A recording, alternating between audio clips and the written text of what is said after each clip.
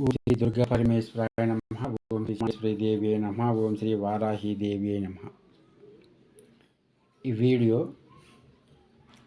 ముఖ్యంగా ఆడవాళ్ళు సంబంధించిన వీడియో ఇది.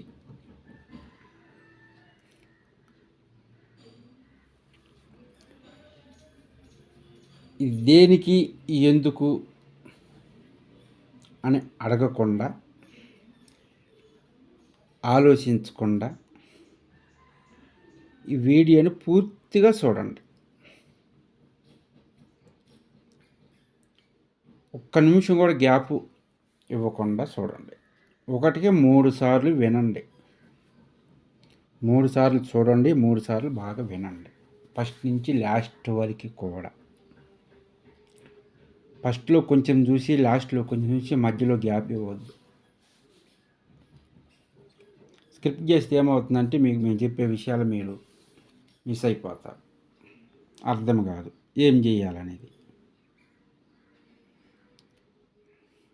ఈ వీడియో ఎంతోమంది తల్లులు కానీ, బిడ్డలు కానీ, చెల్లెలు కానీ, అక్కలు కానీ బాధపడుతున్నారు. పెళ్ళి కాకముందు మా తల్లిదండ్రుల ఇంట్లో మేము చాలా బాగున్నాము. పెళ్ళి అయిన తర్వాత మా భర్తతో మేము బాగా సంతోషంగా ఉండాలి అని ఎన్నో కలలుగంటారు. అవి 100కు వచ్చి 30% మాత్రమే జరుగుతుంది. మిగతా 70% మిగిలిన వాళ్ళకి జరగటం లేదు. ఎందుకంటే ఒక పెళ్ళికి ముందు కొన్ని అబద్ధాలు చెప్పి మా అబ్బాయి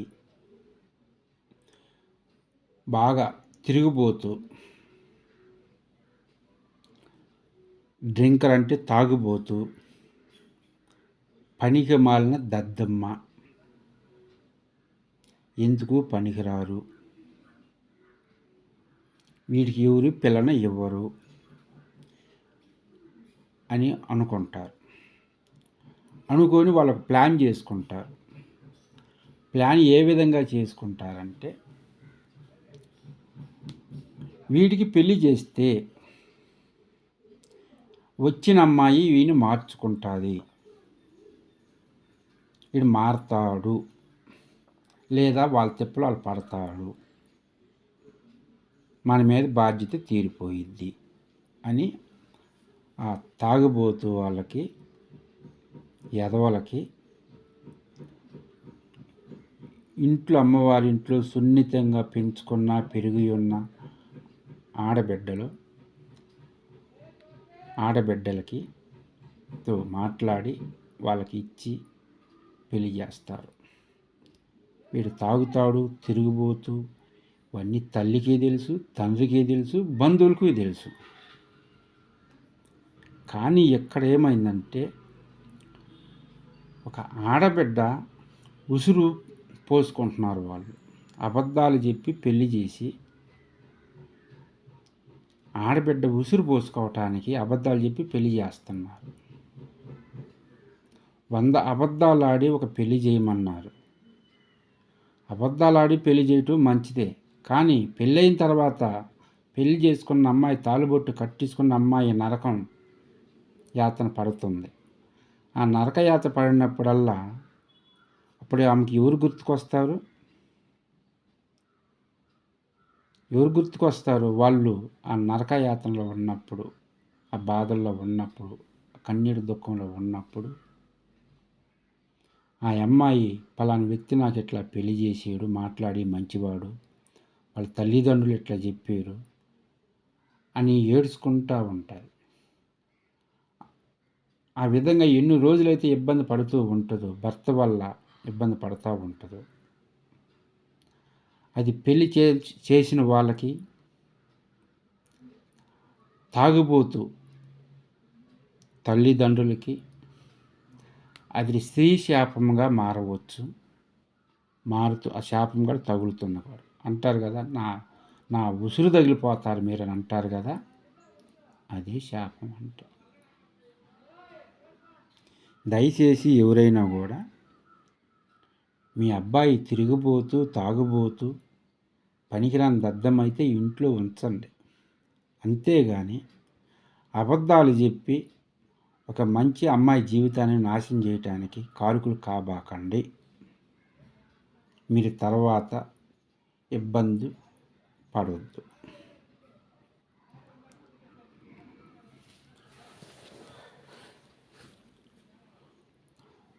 పెళ్ళైన తర్వాత అమ్మ ఏమనుకుంటుందంటే, పెళ్ళైన తర్వాత నా భర్త నేను మంచిగా ఉండాలి, బాగుండాలి, ఆనందంగా జీవితం గడపాలి అనుకుంటారు. కానీ ఇక్కడ ఉల్టా రివర్స్ అయిపోతుంది. ఒక వ్యక్తికి 50,000 జీతం అనుకోండి, గవర్నమెంట్ ఎంప్లాయ్ అయినా ప్రైవేట్ ఎంప్లాయ్ అయినా.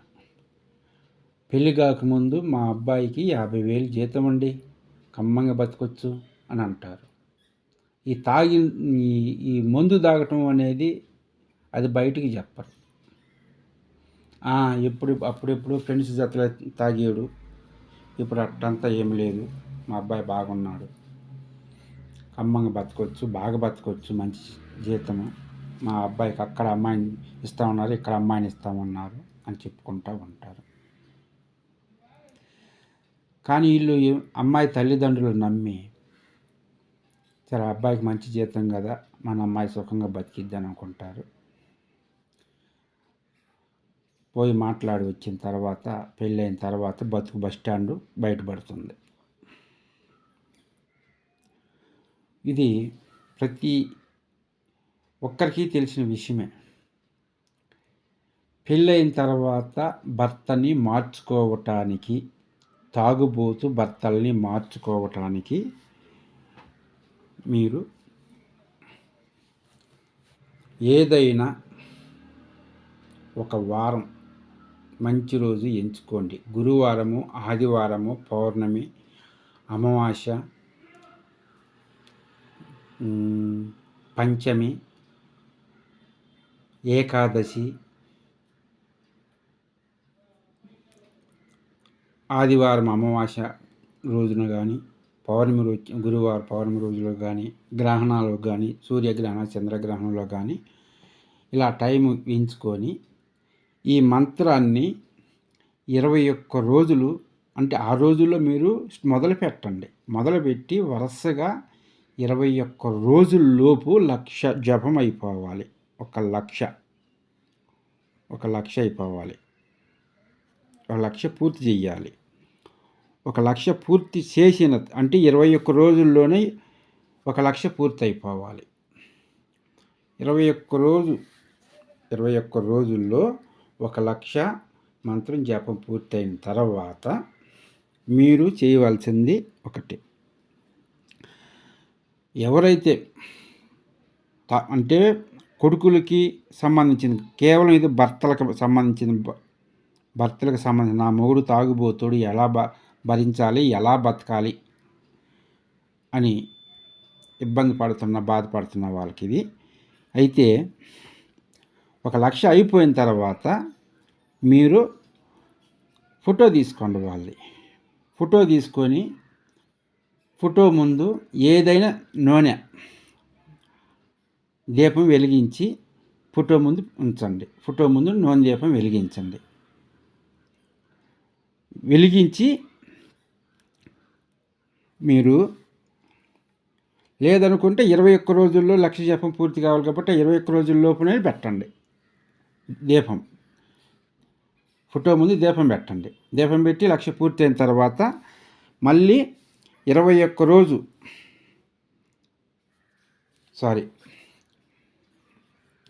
రోజులకి అయిపోతుంది.